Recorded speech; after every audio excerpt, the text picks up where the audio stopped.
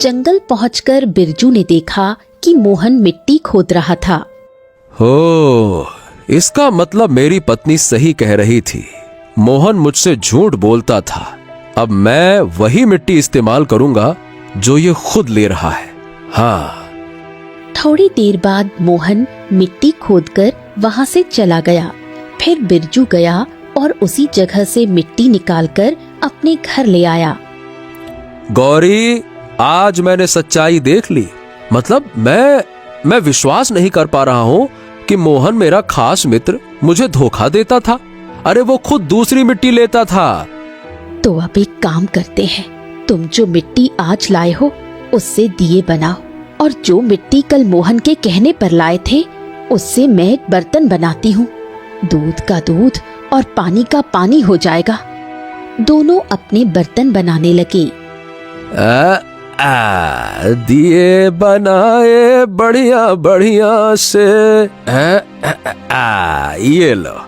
हाँ, मेरे दिए तैयार हैं। देखो गौरी, कैसे लग रहे हैं। और ये मेरा बर्तन। गौरी की मिट्टी से बना बर्तन तुरंत टूट गया। बिरजू का दिया बहुत ही मजबूत निकला। अब देखा, मोहन तुमसे झूठ बोलता था। हाँ, कसम से मोहन से मुझे ऐसी उम्मीद तो बिल्कुल ना थी। धोखेबाज कहीं का। बिरजू ने पूरी लगन से दिए बनाने शुरू कर दिए।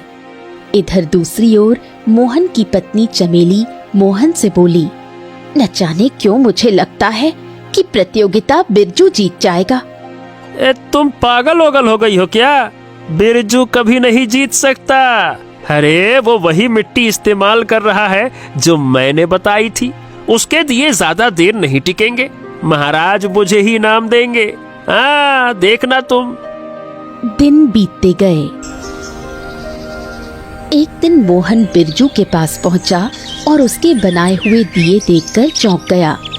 अरे वाह वाह वाह बिरजू, तुमने तो बड़े ही सुंदर दिए बनाए हैं। क्या बात है, क्या बात है। लेकिन ये तो वो मिट्टी नहीं लगती भाई जो मैंने तुम्हें बताई थी। ये कौन सी मिट्टी है, हैं? हाँ, बिल्कुल सही कहा तुमने। ये वो मिट्टी नहीं है। ये वो मिट्टी है जो तुम अगले दिन छुपकर जंगल से खोद कर लाए थे अपने लिए। ओ मोहन, मुझे सब पता चल गया। तुम हमेशा मुझे धोखा देते आए थे। क्या तुम्हें अच्छा लगता था कि मेरा परिवार गरीबी में रहे, हैं? मोहन चौंक गया और कुछ देर चुप रहा। अरे तुम्हें कोई गलत फहमी हुई है भाई कि क्या बातें कर रहे हो तुम? बिरजू वही टूटा हुआ बर्तन मोहन को दिखाते हुए बोला। गलत फहमी? ये देखो, ये उसी मिट्टी का बर्तन है जो तुम्हारे कहने पर ली थी। देखो, परिणाम तुम्हारे सामने है। और तुम चाहते थे कि मैं महाराज के सामने शर्मिंदा हो जाऊं। बोलो। मोहन चुपचाप वहां से चला गया।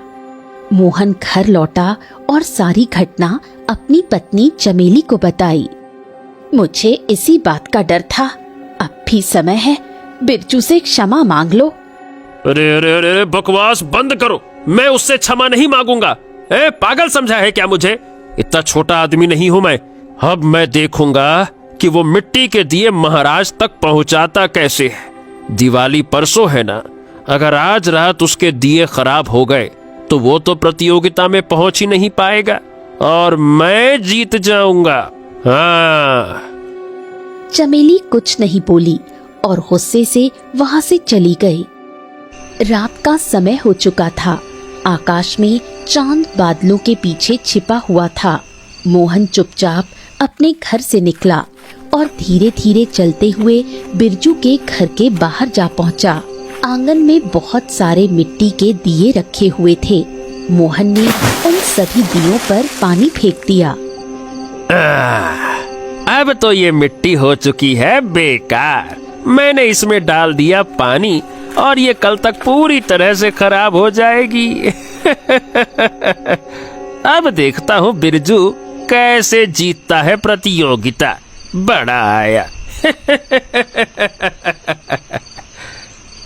ये कहकर मोहन मुस्कुराया और चुपचाप वहां से चला गया। अगली सुबह जब बिरजू की आंख खुली तो उसने देखा कि उसके बनाए सारे मिट्टी के दिए खराब हो चुके हैं। बिरजू रोने लगा।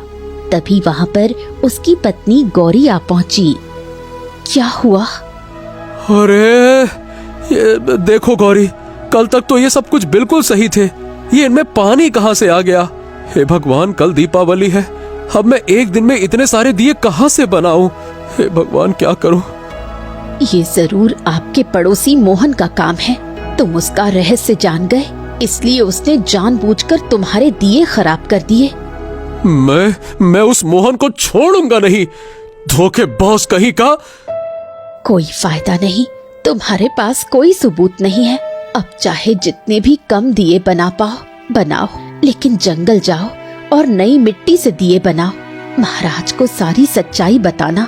अगर तुम प्रतियोगिता में जाओगे ही नहीं तो महाराज समझेंगे कि तुम अच्छे कुम्हार नहीं हो। तभी वहाँ बिरजू की पुत्री कुसुम आकर बोली, पिताजी, मैंने इस दीपावली पर बड़े अरमान सजाए हैं। चिंता मत कर बेटी, इस बार की दीपावली हमारी अच्छी होगी, बिल्कुल चिंता मत कर। इतना कहकर बिरजू जंगल की ओर चला गया। बिरजू जंगल में पहुंचा और एक पेड़ के नीचे बैठकर फूट फूट कर रोने लगा। अरे अब मैं क्या करूं? बड़ी मुश्किल से मौका मिला है, लगता है वो भी हाथ से निकल जाएगा। अब एक दिन में इतने सारे दिए नहीं बना सकता भगवान। मैं प्रतियोगिता हार जाऊंगा और हमेशा गरीब ही रहूंगा। इतने में उसकी नजर सामने पड़ी मिट्टी पर गई, जो विचित्र अंदाज में चमक रही थी। बिरजू चौंका और दौड़ता हुआ मिट्टी के पास पहुंचा। अरे हाँ, ये तो बहुत ही अद्भुत मिट्टी है। इतनी अच्छी गुणवत्ता की मिट्टी ये तो मैंने कभी नहीं देखी। हाँ, अब इसी मिट्टी के दिए बनाऊंगा। हाँ। बिरजू ने बहुत सारी मिट्टी भरी और अपने घर वापस लौट आया। घर पहुंचकर बिरजू ने सारी घटना अपनी पत्नी गौरी को बताई। अरे देखो गौरी, अरे देखो देखो, ये मिट्टी कैसे विचित्र अंदाज में चमक रही है। फिर देर क्यों कर रहे हो? जल्दी बर्तन और दिए बनाओ। बिरजू तुरंत मिट्टी के दिए बनाने में जुट गया। दोपहर का समय हो चुका था।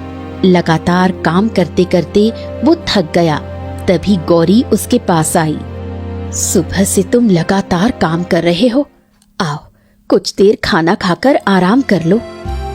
बिरजू अपनी पत्नी के साथ अंदर चला गया। कुछ देर बाद जब वो बाहर आया तो उसने देखा कि आंगन में बहुत सारे मिट्टी के दिए बने हुए हैं। वो दिए उन सब दियों से अधिक सुंदर और मजबूत लग रहे थे। हाय हाय हाय हाय हाय हाय हाय, अरे गौरी, अरे यहाँ आओ यहाँ आओ यहाँ आओ, जल्दी आओ। गौरी तुरंत वहाँ पहुँची और सामने का दृश्य देखकर बोली, जब तुम भोजन करने के लिए अंदर गए थे तब तो थोड़े से दिए थे, इतने सारे दिए किसने बना दिए? गौरी, शायद ये ईश्वर की कृपा है। इतने में मोहन वहाँ पहुँचा। सामने के दृश्य को देखकर वो हैरान रह गया। अरे ये क्या? मैंने तो इतने सारे दिए पानी में भिगो दिए थे। एक ही रात में इतने सारे मिट्टी के दिए बन कैसे गए? जरूर कोई चमत्कार है। लेकिन जो भी हो जाए, मैं इस ससुरे को जीतने तो नहीं दूंगा। हाँ, रुक जा बेटा। मोहन वहाँ से चला गया और घर पहुंचकर सारी घटना अपनी पत्नी को बताई। अब बस भी करो, एक ही रात में इतने दिए बन जाना कोई साधारण बात नहीं है। मुझे लगता है कि अब ईश्वर बिरजू का साथ दे रहा है। अभी भी समय है, उससे क्षमा मांग लो। अरे तुम बकवास बंद करो। जब देखो तब उल्टी सीधी बातें करती रहती हो। मैं बिल्कुल ऐसा नहीं करूंगा। क्षमा मांग लो, क्षमा मांग लो, तुम जाओ मांग लो। नहीं तो प्रतियोगिता तो मैं ही जीतूंगा। अब देखता हूँ कि बिरजू अपने दिए कल राजमहल तक लेकर कैसे जाता है। नहीं तो। रात का समय फिर से छा गया था। जब बिरजू और उसका परिवार सो गए। मोहन फिर से चुपके से उनके घर पहुंचा, उनके सारे मिट्टी के दिए देखे और गुस्से से भर गया। मैं भी देखता हूँ कि बेटा तू प्रतियोगिता